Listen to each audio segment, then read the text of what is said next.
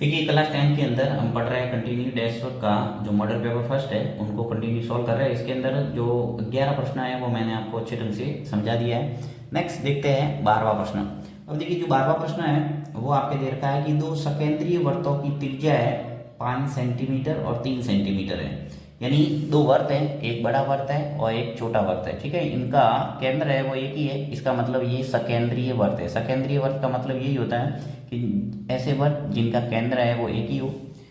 इसमें से एक 5 सेंटीमीटर वाला है, ठीक है, ये 5 सेंटीमीटर वाला बड़ा वर्त है और छोटा वर्त है वो 3 सेंटीमीटर वाला है। यहाँ पे त्रिज्या है वो OM है। हमें बड़े वर्त की उस जीवा की लंबाई निकालना है जो छोटे वर्त को स्पर्श करती है। यानी बड़े वर्त की उस जीवा की लंबाई ज्ञात कीजिए। ये बड़ा वर्त है, इसकी जीवा है वो ये PQ है। मैंने चित्र बना के रखा है ताकि टाइम वेस्ट नहीं होता। तो PQ है वो एक जीवा है जो छोटे वर्त को स्पर्श कर रही है बिंदु M पर। ठीक है, तो हमें जीवा की लंबाई है वो ज्ञात करना है। तो जीवा की लंबाई निकालने के लिए बहुत ही सरल तरीका है। देखिए एक ये स्पर्श बिंदु है, जीवा PQ है वो बिंदु M पर स्पर्श कर रही है। वो स्पर्श बिंदु से जाने वाली जो त्रिज्या होती है वो हमेशा क्या होती है, समकोण पर प्रतिच्छेदित करती है। यानी यहाँ पे 90 डिग्री का कोण बन रहा है। ठीक है, तो पाइथागोरस पर में हम यहाँ लगा सकते हैं OM और P पर। तो यहाँ मैं लिखूंगा OM और P में। ठीक है, पाइथागोरस प्रमेय से यहाँ लिख सकते हैं पाइथागोरस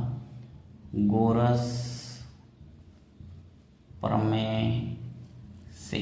ठीक है, और पाइथागोरस प्रमेय से मैं यहाँ पे देखिए ये 90 डिग्री है, तो 90 डिग्री के जस्ट सामने वाली भुजा क्या होती है, कर्ण। यानी OP स्क्वायर बराबर क्या हो जाएगा, लंब स्क्वायर प्लस आधार स्क्वायर, या आधार स्क्वायर प्लस लंब स्क्वायर लिख सकते हैं। तो मैं यहाँ PM स्क्वायर कर देता हूँ, PM square plus OM square.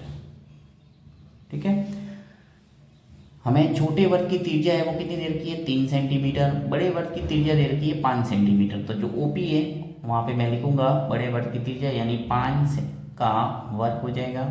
PM square है, PM मेरे पास नहीं है क्योंकि जीवा की लंबाई निकालना है। अगर PM मेरे पास आ जाएगा और इसका जस्ट डबल करूंगा तो मेरे पास PQ उस पूरे जीवा की लंबाई है वो आ जाएगी।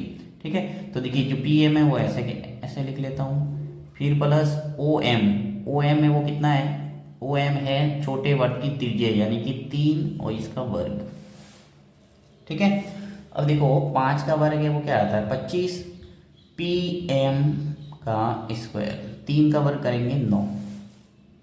राइट, अब देखिए 25 ये जो 9 है वो पक्षांतर होके इधर आएगा क्योंकि हमें PM की वैल्यू निकालना है।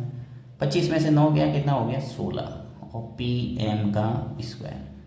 यहाँ से घात हटाऊंगा तो वर्गमूल का चिन्ह आ जाएगा यानी √16 PM। 16 का वर्गमूल है वो क्या आता है 4, यानी PM देखो PM है वो कितना आ गया 4 सेंटीमीटर। तो यहाँ लिख सकते हैं हम 4।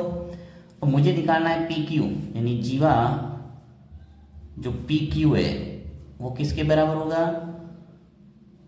2 टाइम्स ऑफ PM के।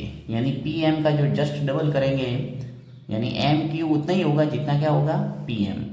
या तो आप इसको 2 बार समकोण त्रिभुज लेके पाइथागोरस प्रमेय लगाओ तो भी आपके वही MQ का मान भी 4 आएगा, या फिर जस्ट डबल कर दो। तो यहाँ पे देखिए 2 इंटू PM का मान कितना है 4 लिख लेता हूँ, और 2 इंटू 4 कितने हो गए 8। यानी PQ का जो पूरा जीवा की लंबाई है वो क्या आ गई 8 सेंटीमीटर।